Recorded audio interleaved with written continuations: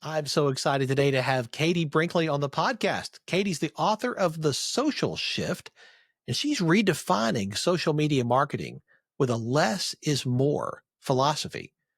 With over 2 decades of experience, she innovates with a unique 4-post strategy, fostering growth with minimal posting. Her platform agnostic approach and journalism skills empower brands like AT&T and DirecTV to achieve their goals efficiently. She's also the host of the Rocky Mountain Marketing podcast.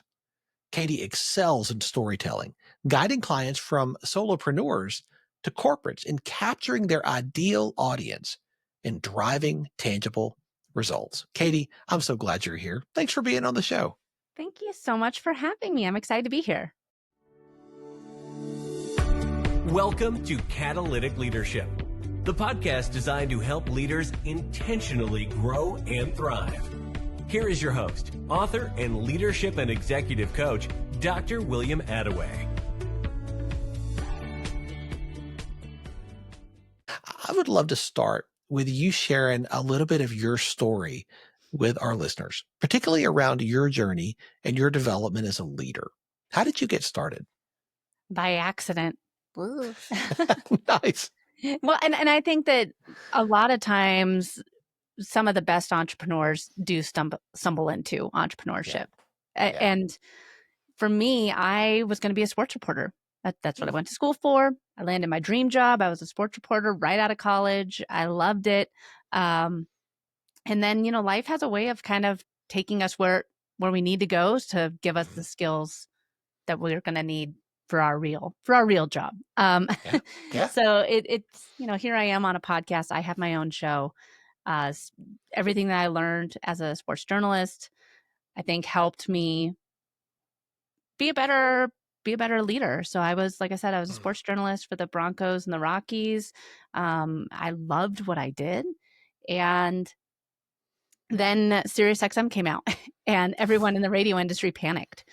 So I was one of them and I moved into marketing and I loved what I did. I worked for the TV station for the Rockies, did a lot of ad buys. I did a lot of script writing. I handled the social media. And then we were bought by DirecTV, and then we were bought by AT&T. And then before I knew it, I had been relocated to Atlanta, and it's really hard to do live play-by-play for a sports team when you don't even live in the same city. So this is where I kind of took it as my, all right, well, I think that it's time for me to leave. And I was sitting in my boss's office, and she said to me, she goes, man, Katie, you're just so good at social media. And it'd be really cool to see you find a way to get back into radio. And so I left her office. I was like, yeah, what if I did just do something with just social media? And that was almost a decade ago. I, with my laptop and a dream, started working from my couch, and got my first client, and then I got my second client. And, it's been a really fun journey, but now, I have a team of 10 and love what I do, get to be on social media and think of different strategies. And I have my podcast, and, everything that I learned along the way, I think was just kind of setting me up for what I do today. Mm-hmm. I love that. I believe there's no such thing as a wasted experience in our journey. You're right. Everything is a part, and everything sets you up for the next chapter. When I think about social media, I think about the conversations I have with so many entrepreneurs who they're really good at what they do, but the idea of social media and posting consistently and regularly, which we all know is the key, they just let out that sigh, that groan.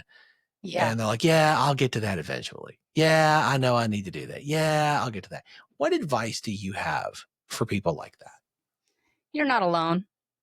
I think that that's good. No, I mean, I have a social media agency, Yeah. but I'm a business owner first. Like, I'm not just an influencer. I'm not, out there to get a whole bunch of brand deals. I mean, would it be awesome if, I don't know, Incas, who I wear all their shoes, it would be amazing if they said, Katie, we want to pay you for wearing our shoes since you wear them anyway. Yeah, but that's not going to help me pay my employees. Like Yeah, that's right. not, and so I think that for me you don't need to post so much. You don't need to post so much. You don't need to, be on every single social media platform. I'm not on TikTok, and I'm rarely on Instagram.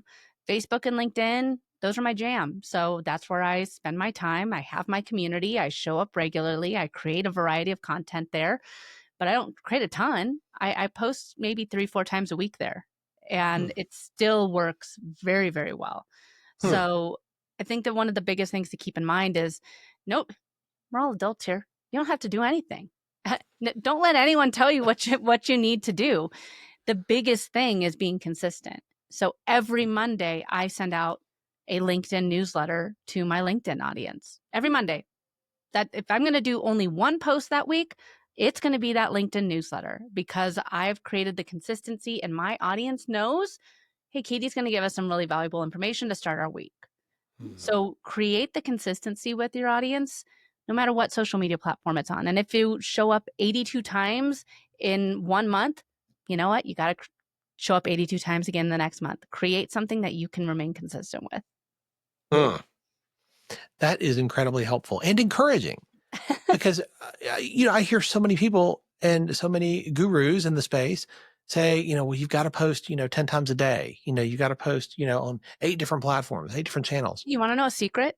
Yeah. Okay. So in a couple years ago, I was burnt out. I you couldn't pay if Incas came to me and said, "Hey, we will pay you to post about our shoes." I couldn't do it. I was out of ideas. I didn't want to show up. I didn't want to create content for strangers on the internet. I was just burnt out. And it was one of my best sales months ever. So how was I able to do that? Because I don't do paid ads. Everything I do is organic. And it's because I was showing up and still having conversations. And what I mean by that is commenting on the right people's posts.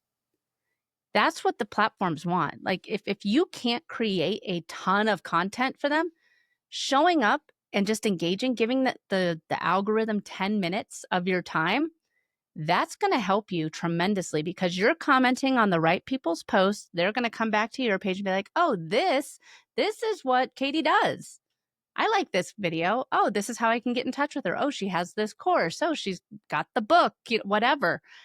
So it's getting the right people into your sphere. And by doing good comments, not just setting it up through a bot or whatever, actually looking to see who you're commenting on, it is an absolute game changer. I've not heard that before. That's fascinating. So often people look at social media and they're like, I don't even know how to measure this. And the comments that you make, I mean, I like that strategy. I'm just processing that as you said it and thinking, wow, that sounds completely doable. But the metrics that you use to measure matter so much. And so I know there are so many so-called vanity metrics that are a part of social media. What metrics do you look at? Like how does an entrepreneur or a business, how do they really measure, yeah, this is working when it comes to their social media efforts? Or, gosh, it's really not on the things that. And I think that this answer is going to be different for everyone, right? It depends on what your goal is from social media. And because for some people, it is more followers. For some people, it's to get, to sell books. For some people, maybe it's to get more high ticket clients. Everyone's goal from social media, and if you're not posting with a goal, well, take a step back and really think about what it is that you're doing with your time on social media. Because posting just to post is a waste of your time, and honestly, it's a waste of your audience's time, because they don't really care. Then there's like, oh, okay, here's another, another repurposed TikTok video. Thanks. Yeah, right, and so the last thing we need is more mediocre content. How can we create content that's going to stop someone scrolling and be like, Katie is talking directly to me. Yes, I haven't even voiced this problem out to the universe, and here she is with the solution. That's all that matters, is I show up and I've answered that one person's question, because now that person's going to go one step further with me, depending on what my goal is from that post. So this is where the 4-post strategy comes into play, and it's a lot of reverse engineering. So let's talk about that, the 4-post strategy. What does that look like? Yeah, so it's a lot of reverse engineering. So what is your goal? Well, let's do it for you. So what are your main social media platforms? LinkedIn first. Okay, great. Let's Facebook. Okay. Yeah. Okay. Perfect. Yeah. LinkedIn. Yeah. We'll talk about LinkedIn. So LinkedIn and Facebook, those are my 2 platforms too. So this will be fun.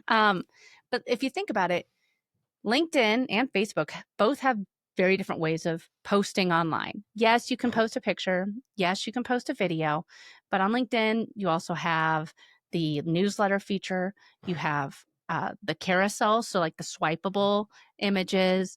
I mean, there's on Facebook, then you just have the single image with like the different colored back, or the single like sentence with the different colored background. There's a lot of different ways to create content on these platforms. And you got to keep in mind, if they didn't want you to create content these different ways, they wouldn't give you the option. So you have to be checking the box with the big guy, with Facebook, with LinkedIn, and be creating a variety of content. And also keep in mind too, like everyone consumes differently. I don't watch a ton of YouTube videos, but do I create YouTube content?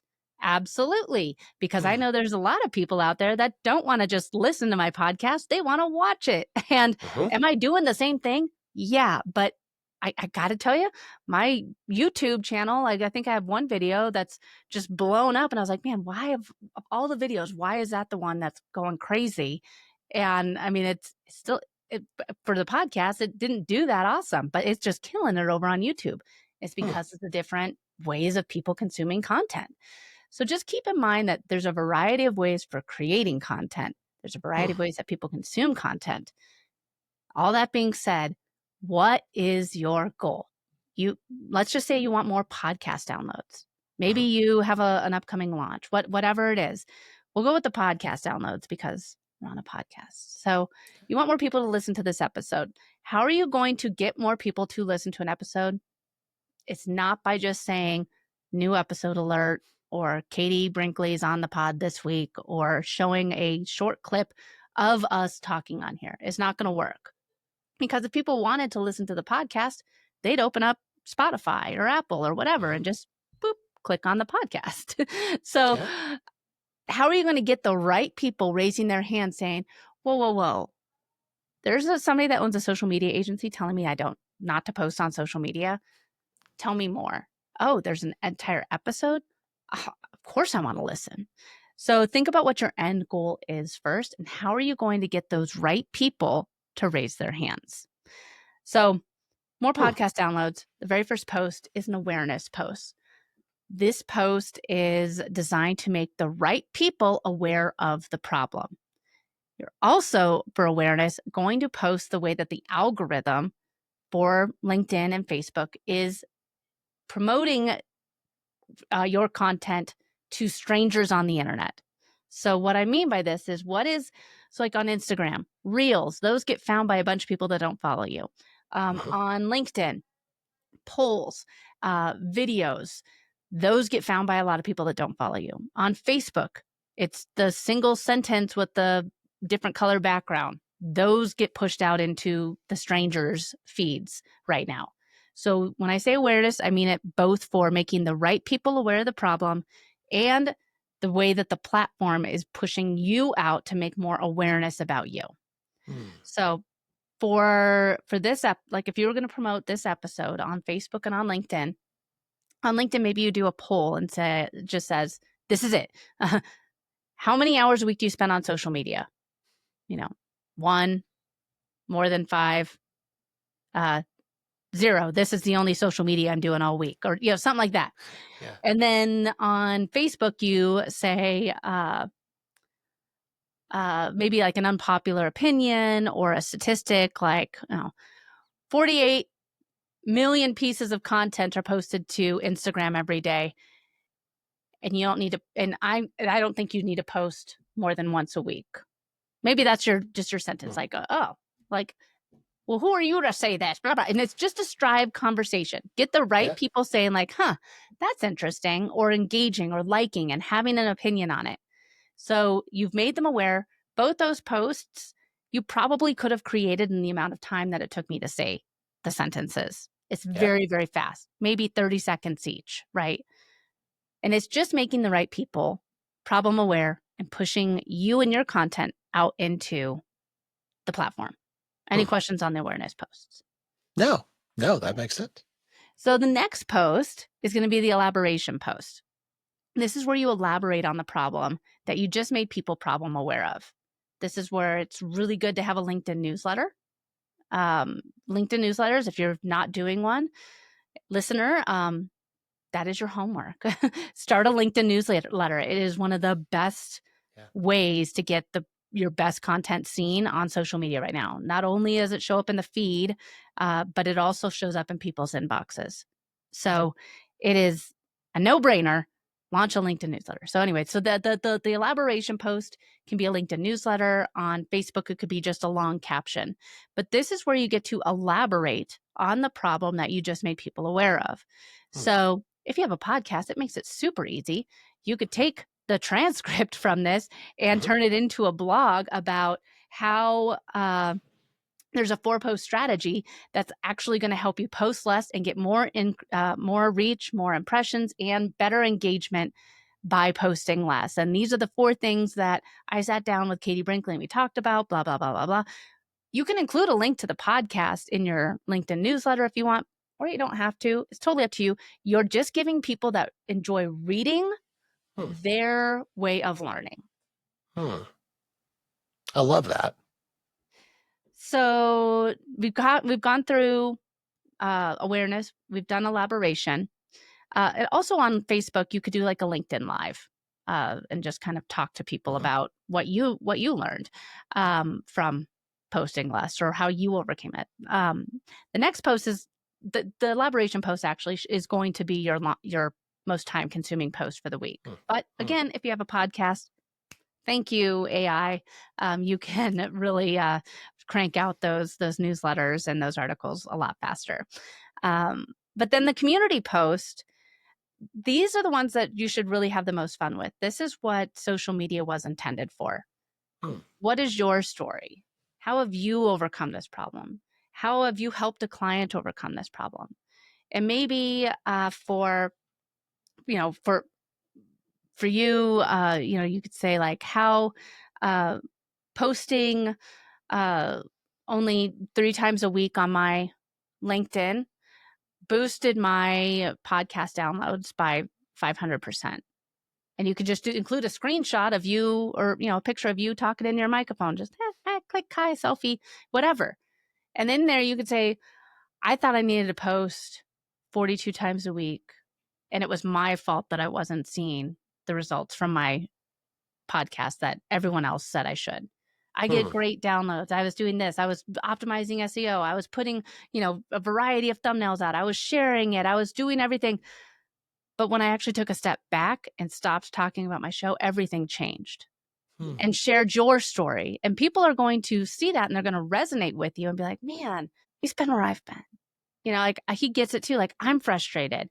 He tried this. If it worked for him, I could, what happens for me? And then the last post is your action post, asking people to leave social media to go one step further with you. And if you think about it, the right people have been seeing your content all week. The people that engaged in your very first post and had something to say about, that crazy comment about you not showing up on social media so much. You helps them along their journey be like, oh, I can trust him. Look at all of this information he gave me for free. Look at all this value. Oh, and now he's been where I've been, where I'm at. I really trust this guy. Wait a second. You mean to tell me that he has an entire hour-long podcast teaching me how I can do what he did and have success? How do I listen to this podcast? Tell me. and they're ready to go leave social media. They're ready to go one step further with you because you've taken them through this journey with them. So good. There's so much clarity in what you just described, Katie. I love that. I love the flow of it. And I can only imagine the results that you have seen clients get with this. What are some stories from that you have seen as clients have implemented this? Yeah, it's been great. There's been clients that we've had that have had like 300 LinkedIn followers, and now they're up to like 7,000. And I know that followers aren't everything, but because of this, they landed a 10K sponsor for their podcast. Because now they have the social proof that goes along, like, oh, they've got more followers, they got more downloads, everything. Mm-hmm. And this client also was able to, he does a quarterly masterclass where people come in, pay $1,000 a person to come and learn from him. None of this would have been possible without him getting his message out there more and growing the show, getting the sponsors, getting more followers, and creating the content that people are like, man, if he tells me all this for free, what is it like to give him $1,000 and spend a day with him learning everything? That's so good. Wow. Yeah, it's interesting. You mentioned the LinkedIn newsletter, and I'm with you. I think that's one of the least known tools on the LinkedIn profile, on the LinkedIn platform. I do mine once a week. Yeah. I think you should do it at least once a month, but yeah. I have to say, like, they've even given more insights now for the LinkedIn newsletter. You can actually see how many people it was delivered to, so how many emails actually got sent, what the open rate was. So you're not just relying on the algorithm to be like, oh, I think this, Katie's 7,000 followers will like this article, maybe. And if no one engages, oh, okay, well, we're going to stop showing it. No, they're taking it and they're putting it in someone's inbox for you. So good. It's so easy to be overwhelmed, by all of this. And I love your strategy because it's simple and it's clear and you know exactly what to do next.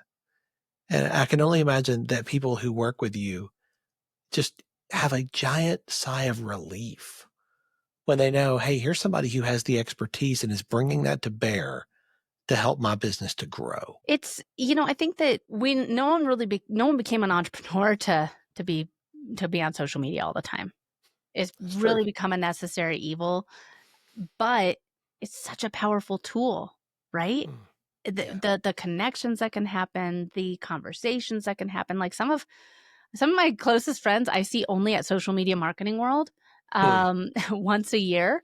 But it's great because like I saw Jessica get married, and see all of her pictures. Then like it feels like a close friend that I'm, connected to. And you can have all that with social media, but we're getting lost in the ways of it turning. It's really turned into another Netflix, right? Yeah. And I don't know. I don't know about you. I didn't start my business to be on social media all the time. No. And I as you can tell, listener, I'm a pretty long-winded person. Like it's hard for me to get to the point. But this is the point. Like we all have our ways of creating content and showing up. And for me, podcasting is that way. And how can I still build community and show up and have those relationships and grow my business? Well, social media is the way. And I've never done any paid ads. I've grown my business, to a team of 10 now. I think that it's all by being consistent and sharing how you can help and giving that value. And that I think is key. You're adding value, and when people feel like they have someone who's adding value to them, they stick around and retention goes up. Tell us about your podcast. Yeah. So Rocky Mountain Marketing is the name of my podcast. I show up twice a week.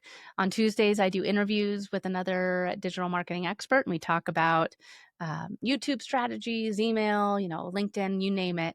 And then on Thursdays, those are my solo episodes. They're about 10 minutes long, and I talk about, like right now, I'm talking about how to fix if you get hacked on Facebook, like what happens if you get hacked. So it's kind of a how-to or the latest trending news in the world of social media.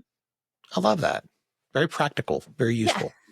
So let me ask you this, Katie. So you have to lead at a higher level today than you did 5 years ago. Mm. You have a team of 10 who are looking at you. How do you stay on top of your game? How do you level up with the new leadership skills that your team and your clients and your business are going to need you to have 3, 4, 5 years from now? Yeah, this has been, I found that I was the bottleneck in my business. And I had to start removing myself and empowering my employees to answer the question, well, what do you think? That's Yes. been one of the best responses that I think has helped my team be willing to just answer the question instead of coming to me for the solution. Yes. Well, what do you think on this? Is this within scope? Mhm. Instead of telling them like, no, it's out of scope, go ahead and say this. Can I answer the question? Yes, absolutely. But by me just consistently saying like, well, what do you think? How is this within, asking them the question, it's allowed them to hold up and think for themselves and be like, yeah, actually we can go ahead and do this, or no, this isn't, and kind of make their own decisions and then come to me with, hey, I wanted to let you know that we are doing blah blah blah blah blah. It's really empowered them, and it was hard for me to figure out what I needed to say, and I'm like, why are they just not answering these questions, or why am I having to step in again? And I was creating such a bottleneck effect because I wasn't empowering them to step into their leadership position. I love that. So what helped you learn that? Like how do you continue to grow? Yeah, I learned it the hard way. Oh. Took Hey, me it's a way good too school. long. It Yeah, works, yep, the hard way. It's a 10-year education, I guess. The hard way university. But no, it really was trust. I had to I had to trust them and be like, I trust you. Go ahead, you got it. But 2, enabling them to trust themselves that they knew all this. And for one of my employees, she's been with me for about 6 years, and she's in a leadership role now. And there's still times where I have to say, well, what do you think? And tell her, I'm like, you've done literally every role in this company. You know the answer to this. What do you think? And kind of reestablishing the fact that I was like, yeah, I've been here very long. I have done every single role. What do I think on this? Where would I go to find that? Where is that? So, and just letting, I think that, again, like for me, it was to kind of rip off the Band-Aid and not answer their questions, not be readily available. Because I was afraid that things were just going to collapse. But then once I was like, all right, I have to do this. It was a little tough for a couple weeks, but now I can go ahead and I can take I love cruising, and I've been able to take a cruise, and I don't have to worry about buying the internet package because Nice. I know that the company will not burn down while I'm gone. Well, and I think that what you're describing there, delegating not just tasks and responsibility, but delegating authority is something that a lot of people struggle with. But when you make that turn and you learn to do that, it does give you freedom as the owner. It does give you freedom as the leader to be able to focus then on doing the things that only you can do. And that question that you use is exactly what I teach my clients. Don't answer their questions. Ask them, what do you think? What would you do if I wasn't here? Yeah. You're either going to get a good, solid answer, and you can affirm that and say, absolutely, yeah, do that. Perfect. Or occasionally you'll get an answer that's really, really bad. And then you have to really work hard at controlling your face and say, okay, I can see how you got there. Let me tell you how we do it here. I see what you're saying, but let me tell you how we do it here. You coach them. And then the next time they know that. And it's a process of delegating that type of authority so that you are not the center of the spider web where everything connects to you and where when you're gone, everything falls apart. I love that you have found that freedom. And I hope our listeners are taking notes because they can have it too. You just have to do something different. I think that was one, like you just said, that was one of the hardest parts. Not getting the clients, not, all of the other parts of being a business owner. I think that leadership was the one that took me the longest to really be willing to, and I think that was like with even my very first hire. I was like, well, I can't hire anyone. No one's going to be able to do my job as good as me. And it's finding those people that are willing to, that will do their job better than you. That's finding them and then empowering when you find the really good ones, empowering them. So you're always learning. And I know that because you're a leader who's leading a growing business and a growing team. So is there a book that has made a big difference in your journey that you would recommend to the other leaders who are listening? Hire early. Hire before you think you're ready. Nice. I think that was one of my biggest holdups with growing my business. It took me too long to make that first hire. Okay. And find the people in your sphere. Surround yourself with people that in your sphere that are ahead of you. Does that make sense? Yeah, no, absolutely. So, hiring a business coach, that was one of the game changers for my business. When I hired my first coach, and I got to tell you, it was $10,000 for 6 months, and I lost so much sleep over it. And I was like, what have I done? Why did I do this? Like, what did I get talked into? And if he would have told me, Katie, you got to paint yourself blue every day for 6 months, and this will help you grow your business, I would have done it. Like everything he said to do, because I spent so much money. I'd never made an investment like that before. Yeah. And so that's where I was. Surround yourself with the people that are better than you. Hire coaches to help. And he was with me I was with him for 6 months. Then I moved on to another business coach, and then I moved on. So there's going to be a different coach for a different season of where you need growth. And 100%. So, those are two things that I think that 100% move the needle for me. I still have a coach, and sometimes it's just nice having that, like, oh, this is what I'm struggling with, and being able to bounce ideas off of somebody. 100%. Having a thinking partner really helps you avoid the loneliness that is inherent in entrepreneurship sometimes. Having a thinking partner. I love that. Yeah. Last question I'll ask you.